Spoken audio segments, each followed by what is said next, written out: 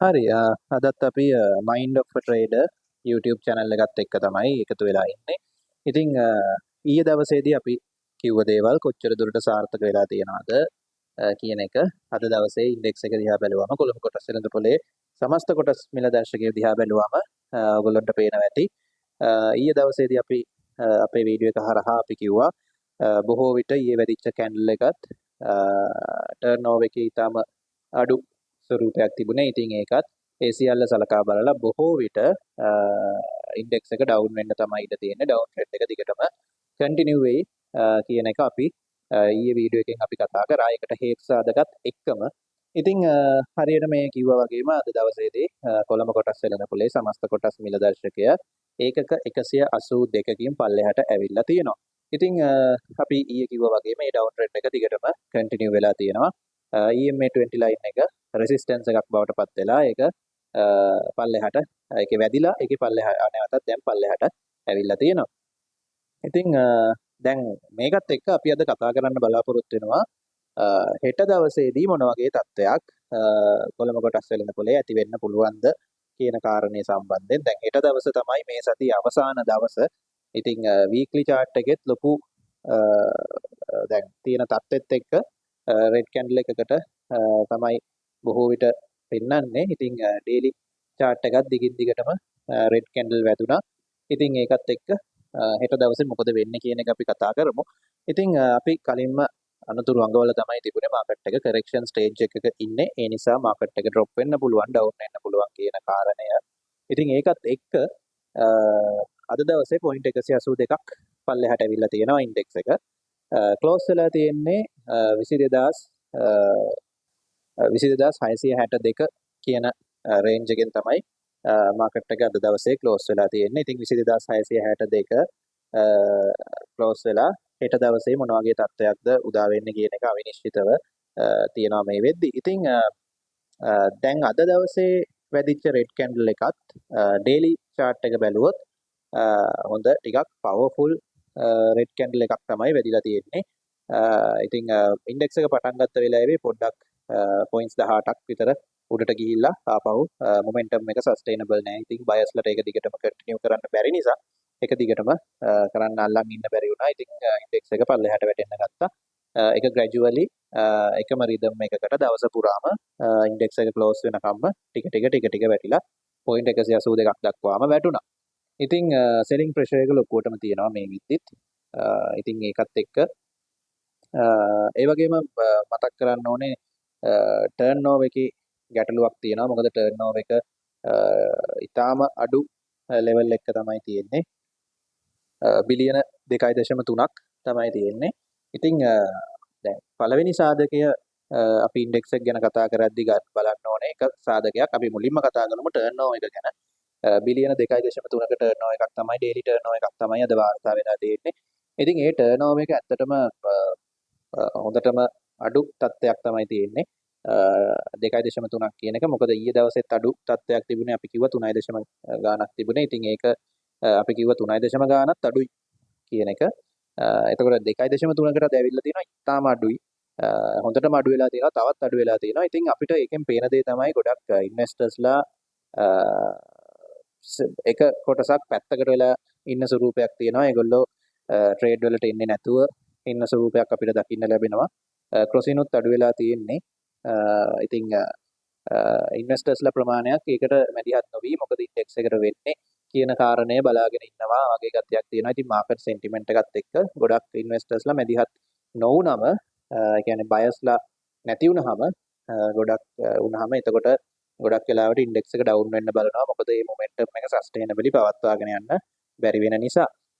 එතකොට සෙලර්ස්ලට අමතර වාසියක් කියන්නේ ටක් ගාලා එක බයස්ලා අඩු වෙච්ච ගමන් ප්‍රයිස් එක උඩට ගන්න අමාරුයි. ඒ නිසා දැන් ඉන්ඩෙක්ස් එක ඩවුන් වෙන්න ප්‍රධානම හේතුවක් තමයි මේ ටර්න් ඕවර් එකේ අඩුව. 2.3යි අද තියෙන්නේ. ඉතාම අඩු මට්ටමක තියෙන්නේ. ඉතින් සාමාන්‍ය මේක එච්චරම අසාමාන්‍ය තත්ත්වයක් නෙමෙයි. මොකද කරෙක්ෂන් එකකදී කොහොමද ටර්න් ඕවර්ස් අඩු වෙනවා. මොකද කරෙක්ෂන් එකක් කියලා අයිඩෙන්ටිෆයි කරගත්තම ගොඩක් ඉන්වෙස්ටර්ස්ලා තමන්ගේ ෂෙයාර්ස් මුල් දවස්වලදී ෂෙයාර්ස් මුල් දවස්වලදී විකුණනවා. එහෙම නැත්නම් ඒවයින් අයින් වෙනවා. ඊට පස්සේ ඕන්න ඒකට මැදිහත් වෙන්නේ නැහැ. කරෙක්ෂන් එක අවසන් වෙනකම්ම. ඉතින් ඒ නිසා මුල් දවස්වල අපි කරෙක්ෂන් එකක් කියලා අපි වීඩියෝ එකේ අපි කියද්දි මුලදී රෙඩ් කැන්ඩල් එකක්වත් තිබුණේ නැහැ ASI එකේ. අපි කිව්ව දවසට පස්සේ රෙඩ් කැන්ඩල් වැදෙන්න පටන් ගත්තා. ඉතින් ඒකත් එක්ක මේ ඉතින් ඒ වෙද්දී කවුරුත් ඒ වෙද්දී හොඳ ටර්න්ಓවර් එකක් තිබුණා. මොකද කවුරුත් ඒක එක්ස්පෙක්ට් කරේ නැහැ. නමුත් අපි ඒ වෙලාවේ කිව්වා මේක කරෙක්ෂන් එකට යන්න කියලා. ඉතින් දවසක් දෙකක් යද්දි කට්ටියට තේරුණා වැඩේ දැන් කරෙක්ෂන් එකට තමයි මේ යන්නේ කියලා. ඉතින් ඒකත් එක්ක මේ කට්ටිය මුලදී ටර්න්ಓවර්ස් ප්‍රශ්නයක් තිබ්බේ නැහැ. මොකද ඒගොල්ලෝ විකුණුවා. මොකද ටර්න්ಓවර් කියන්නේ ගන්නවා වගේම විකුණනවා දෙකම. ඉතින් විකුණද්දිත් ටර්න්ಓවර්ස් හැදෙනවා. ඉතින් සෙලින් ප්‍රෙෂර් එකක් තිබුණට ටර්න්ಓවර්ස් හැදෙන්න පුළුවන්. මොකද විකුණනවානේ කට්ටිය ඒ නිසා. ඉතින් දැන් ටර්න්ಓවර්ස් ප්‍රශ්නයක් තිබ්බේ නැහැ මුලදී. මොකද ඉන්වෙස්ටර්ස්ලා මුලදී එහෙම කරෙක්ෂන් එකක් මෙච්චර වැටෙයි කියන තත්ත්වෙ හිටියේ නැහැ. දිගටම බුල් මාකට් එකක් තමයි අපේක්ෂා කර හිටියේ. මොකද ෆන්ඩමෙන්ටලි කිසි අවුලක් නැති නිසා. රටේ එහෙම ප්‍රශ්නයක් නැති නිසා. ඉතින් අපි ඒ වුණාට කිව්වා ෆන්ඩමෙන්ටල් විතරක් නෙමෙයි කොටස් වෙනපොළ කියන්නේ. ඒකට විවිධ දේවල් බලපානවා. ඉතින් අද වෙද්දී අපි කිව්ව දේ ඇත්තක් වෙලා කරෙක්ෂන් එකකට ගිහිල්ලා තියෙනවා. ඉතින් මාකට් ටර්නෝවර් අද වෙද්දී ගොඩක් අඩු වෙලා තියෙනවා. මොකද දැන් විකුණපු කට්ටිය විකුණලා පැත්තකට වෙලා ඉන්නවා. දැන් ගන්න කට්ටිය නැහැ. ඉතින් ඒ නිසා ට්‍රේඩ්ස් යන්නේ නැහැ. ඉතින් 2.3කට ඊටාම අඩු තත්යකටපත් වෙලා තියෙනවා. ඒක තමයි මම දකින්න විදිහට මේ අවස්ථාවේදී කොළඹ කොටස් වෙළඳපොලේ සමස්ත කොටස් මිල දර්ශකය උඩට ගන්න තියෙන ප්‍රධානම බාධකය ওই ටර්නෝවර් එක ප්‍රශ්නේ. මොකද ටර්නෝවර්ස් අඩු වුණාම බයස්ලා නැහැ. ඉතින් ප්‍රයිස් එක උඩට ගන්න අමාරුයි. එතකොට ප්‍රයිස් එක තවත් පල්ලෙහාට යන්න බලනවා. එතකොට ඊළඟට පැනික් සෙලින් එනවා PE කිව්වා වගේ.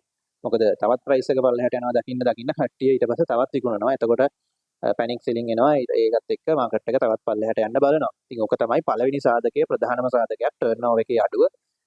ඉතින් ටර්නෝවර් එකේ අඩුවීමත් එක්ක බලද්දී මාකට් එකට ලොකුවට ආපහු කියන්නේ ග්‍රීන් කැන්ඩල්ස් වැඩිලා ආපහු මාකට් එක උඩ යන හොඳ බුලිෂ් ස්ට්‍රක්චර් එකක්, කියන්නේ බුලිෂ්ම තත්ත්වයක් ඇති වෙයි කියලා අපිට කියන්න බෑ. මොකද ටර්නෝවර් ඉතාම අඩු තත්ත්වයක තියෙන්නේ. මාකට් සෙන්ටිමන්ට් එක ගොඩක් අය තාම බලන් ඉන්නවා වගේ එකක් තමයි පේන්න තියෙන්නේ. ඉතින් ඒකත් එක්ක අපිට ලොකුවට ග්‍රීන් කැන්ඩල්ස් එක්ස්පෙක්ට් කරන්න අමාරුයි හෙට දවසේ වුණත්. ඒක තමයි පළවෙනිම දේ. දෙවෙනි කාරණය අපි බැලුවොත් දැන් අපි ඉන්නේ සපෝට් ලෙවල් එකක. දැන් අපි අද ක්ලෝස් වෙලා තියෙන්නේ 22662කින්. ඒ වගේම 22620 තමයි මේ වෙද්දි හදලා තියෙන ලෝ එක. මාකට් එක මේ වෙද්දි හදලා තියෙන ලෝ එක තමයි 22620. එතකොට 22620 තමයි කලින් වැදිලා මාකට් එක ආපහු උඩට ආවේ. එතකොට දැන් ආපහු ඒ උඩට ආපහු පල්ලෙහාට යනවා. ඉතින් දැන් මේ පල්ලෙහාට යන ගමනේදී හෙට දවසේදී 22620 කියන රේන්ජ් එක කඩාගෙන පල්ලෙහාට ගිහිල්ලා ක්ලෝස් වුණොත්, එහෙම වුණොත් යම් ප්‍රශ්න සහගත භාවයක් ආපහු ඇති වෙනවා. එහෙම වුණොත් නැවතත් කොටස් වෙළඳපොළ දීර්ඝ වශයෙන් කඩා වැටීමකට ලක් වෙන්න පුළුවන්. මොකද එහෙම වුණොත් ලෝස් සහ ලෝවර් හයිස් තමයි ආපහු හදාගෙන යන්නේ. ඉතින් එහෙම තත්ත්වයක් ආවොත් මාකට් එක ආපහු දිගටම ප්‍රයිස් එක ඩ්‍රොප් වෙන්න ඉඩ තියෙනවා. දැන් අපි ඉන්නේ අද 22662. එතකොට ඉන්නේ සපෝට් රේන්ජ් එකක. 22620 තමයි අන්තිම ලෝවර් කැන්ඩල් එක ක්ලෝස් වෙලා තියෙන්නේ. එතකොට 22620 කියන රේන්ජ් එක අපිට ඉතාම වැදගත්. 22620 කඩාගෙන පල්ලෙහාට ගිහිල්ලා හෙට දවසේ 2:00 වෙද්දී 22620 පන්නලා තවත් පල්ලෙහාට ගිහිල්ලා ක්ලෝස් වුණොත් ASI එක එහෙම වුණොත් තවදුරටත් ඩවුන් ට්‍රෙන්ඩ් එක කන්ටිනියු වීමක් අපිට අපේක්ෂා කරන්න පුළුවන්. ඒ වගේම 22550 22650 කියන රේන්ජ් එක මේ අපි ඉන්න රේන්ජ් එක සපෝට් එකක්. ඉතින් මේ සපෝට් එක හෝල්ඩ් කරයිද නැද්ද කියන එක අපිට පොඩි ඩවුට් එකක් තියෙනවා. මොකද මේ සපෝට් එක හෝල්ඩ් කරේ නැත්නම් අර අපි මම කලිනුත් කිව්වා 22620 කියන එක කැන්ඩල් එකක්, එක ලෝ එක මේ විදිහ හදලා තියෙන ස්විං ලෝ එක.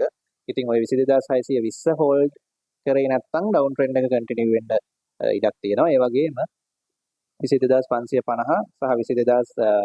22650 කියන අතර කලාපේ සපෝට් එකක්. ඉතින් ඒකත් හෝල්ඩ් කරේ නැත්නම් තවදුරටත් ඩවුන් ට්‍රෙන්ඩ් එක කන්ටිනියු වෙන්න ඉඩ තියෙනවා. ඉතින් මම කිව්ව එක පැහැදිලිද කියලා මම විශ්වාස කරනවා. ඉතාලම වැදගත් වෙන්නේ 22620 කියන එකට උඩින් හෙට දවසේ ක්ලෝස් වෙලා වෙන එක. මම හිතන්නේ ඒක කරන්න නම් අනිවාර්යෙන් green candle එකක් හදන්න වෙනවා. ඒ වගේම 22550ත් 22650ත් අතර රේන්ජ් එක සපෝට් එකක් කලින් රෙඩ් කැන්ඩල් එකක් හදලා තියෙන කලින් දවස්වල හදලා තියෙන රේන්ජ් එකක් සපෝට් එකක්. ඉතින් ඒ නිසා ඒ රේන්ජ් එකත් ඊටාම වැදගත්. ඕකෙන් පල්ලෙහාට ගියොත් නැවත බවුන්ස් කරගන්න අමාරුයි. තවත් පල්ලෙහාට ඩවුන් ට්‍රෙන්ඩ් එක දිගටම කන්ටිනියු වෙන්න ඉඩ තියෙනවා. ඉතින් ඊටාම වැදගත්. අපි හෙට බලන් ඉමු 20620 කියන තැන ඒක ආරක්ෂා කරගන්න පුළුවන් වෙයිද කියන කාරණේ ගැන. ඉතින් දැන් අපි ඩේලි chart එක ගත්තම තනි රෙඩ් කැන්ඩල් එකක් හැදිලා තියෙනවා. 1 hour chart එක ගත්තම පොඩි බවුන්ස් එකක් වෙලා තියෙනවා. බවුන්ස් එකක් කියන්නේ රෙඩ් වෙලා දවස් අන්තිම වෙද්දී අන්තිම පැයේ පොඩි බවුන්ස් එකක් අරන් තියෙනවා පොඩි ගානක. හැබැයි ඒක සස්ටේනබල්ද නැද්ද කියලා බලන්න වෙන්නේ ඉතින් හෙට තමයි.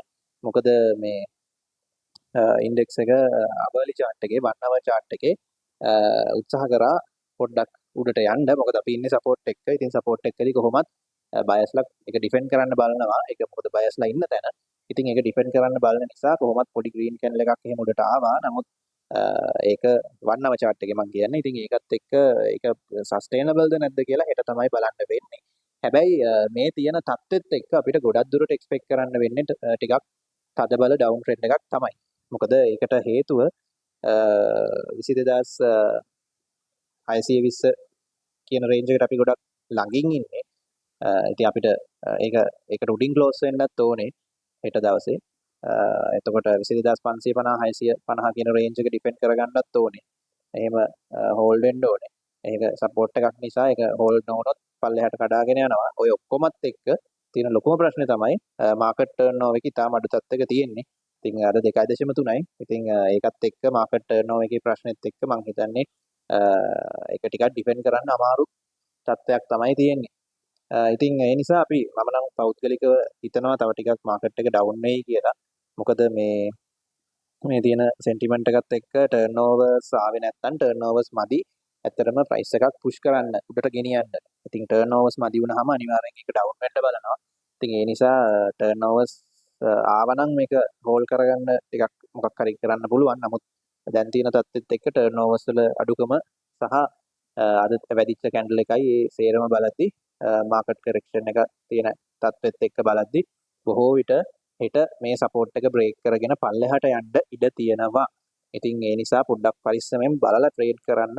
මේ සපෝට් එක හෝල්ඩ් කරලා ගත්තොත් ඒක අපිට ඉදිරි දින කීපෙදී බලන්න පුළුවන් වේවි මොකද වෙන්නේ කියන එක.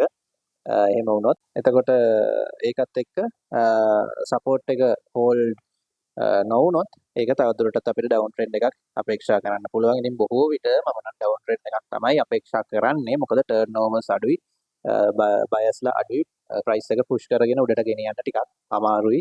ඒකත් එක්ක සපෝට් එක හෝල්ඩ් කරගෙන තියාගන්න ටිකක් අමාරු වෙන්න ඉඩ තියෙනවා.